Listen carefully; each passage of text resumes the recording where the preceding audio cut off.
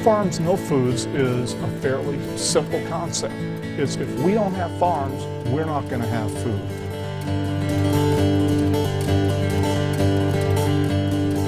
Where is the food going to come from? We need to have land for food production here in this country. And that is at the core of the American Farmland Trust's work.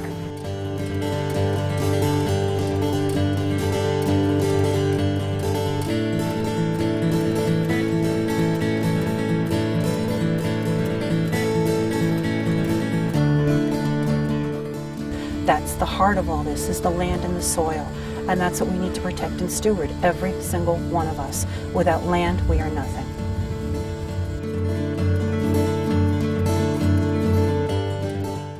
And so as our urban and suburban areas continue to grow, we have to realize that we need to protect those farmlands if we want to continue to enjoy the food on our tables.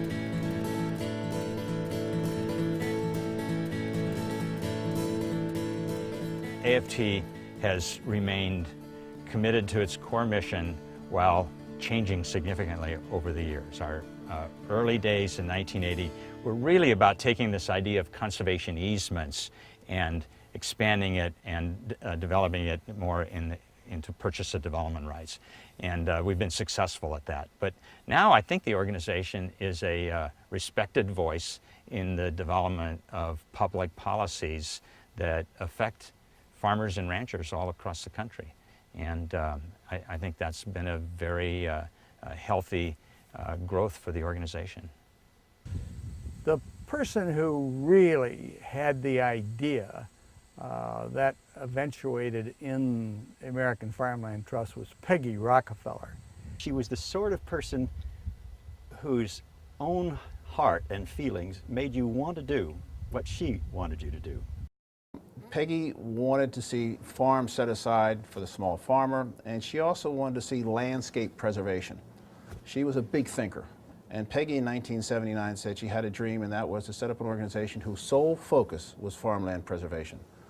And she wanted a group that would focus on the land, working with the farmers to help them stay in business, to stay on the land, and at the same time ensure that the land would always be farmed. She believed very strongly that that farms were being destroyed around the country, very much to the detriment of the country as a whole, and she believed that there should be a way of reducing the speed of that takeover, and so she became involved in the American Farmland Trust. And from that thinking began efforts with the Farmland Trust to reach out to the business community, to the small farmer, and find solutions that met both objectives. And that's what is truly unique about this organization, is the integration of farming principles, conservation practices, and business economic returns. I was part of the search committee with Peggy Rockefeller and Pat Noonan, who interviewed several candidates. And then in walked the real McCoy, a farmer.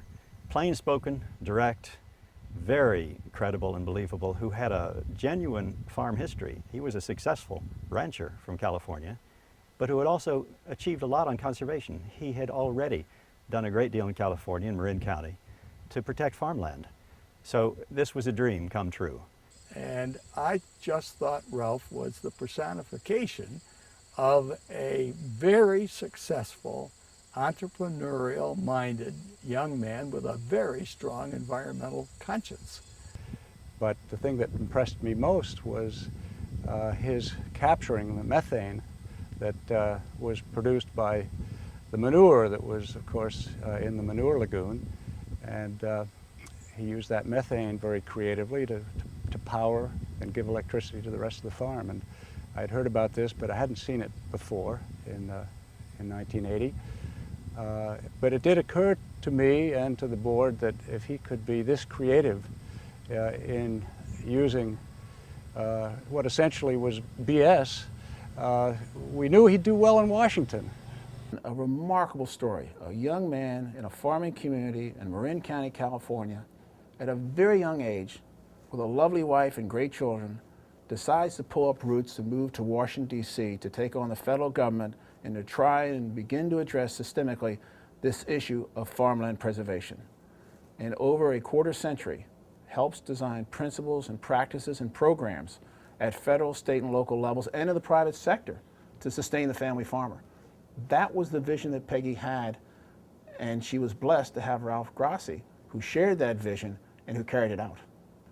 Landscape level conservation is a common strategy today where we're trying to preserve entire working landscapes, farms, that stay on the tax roll, stay productive, but we've stripped away the development rights, and through conservation easements, we no longer have the threat of development.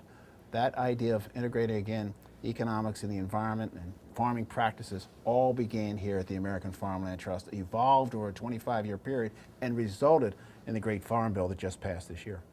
When land is sold for development, when land is taken out of production agriculture and turned into development, once that land is taken out of production agriculture, it will never, ever, ever produce a natural resource. And that's why I think it's so important to fight for the preservation of farmland. And I think it's so important for organizations like the AFT, American Farmland Trust, to continue to support these efforts in conservation. I think AFT over time has developed a number of strategies that really give it a quite important leadership position in helping farmers understand both the challenges and opportunities of conservation, as well as the challenges and opportunities of sustainable agriculture, about how to use their land, how to work their land in ways that reduce environmental harm, improve conservation, and allow these multiple uses of the land, both to produce the products we need, the food we need, but also to ensure that the other societal values, including open space, are taken care of. I'd love to see the day where our federal government sees the protection of farmland as important as any other environmental issue that we're facing in this country. Ralph, I'd just like you to know how much I appreciate all that you've done, both for the Farmland Trust, but also working so closely with Peggy. And I think she would share my feeling of gratitude to you and best wishes to you as you continue on in other activities. The legacy he leaves is the American Farmland Trust, the Farm Bill, the countless farms across America that have been preserved, the lives that he has touched, the small farmers that he has recognized time and again. It's a great, great story that's never been told. Because he is a farmer, and yet he is a policymaker. He's, I think, almost unique in his positioning in Washington, of his ability to talk to farmers, go back to the land and be seen as credible, use the vocabulary those folks use, and be seen as one of them, and yet in Washington to do the cocktail circuit with equal ease and facility.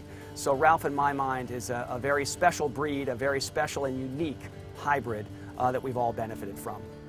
And his sincerity comes through.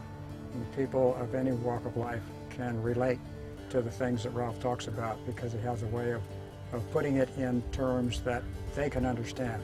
He can see their viewpoint and explain to them his viewpoint so that everybody has a common understanding.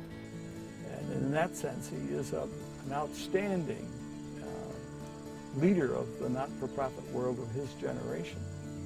I know he's coming back, and he's produced a lot of fine milk over the years from his cattle ranch, and now he's going into the grape business. So I cannot wait to drink some of that first-class Grassi wine, which I suspect we'll be enjoying within the next 2 or 3 years. I wish Ralph a great retirement, and I'm sure he's going to be as active as he's always been.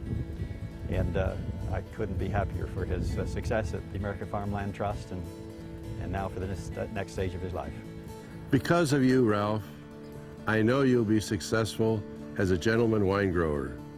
We look forward to tasting and toasting the continuation of our friendship in the years to come. Health and happiness, Ralph and Judy.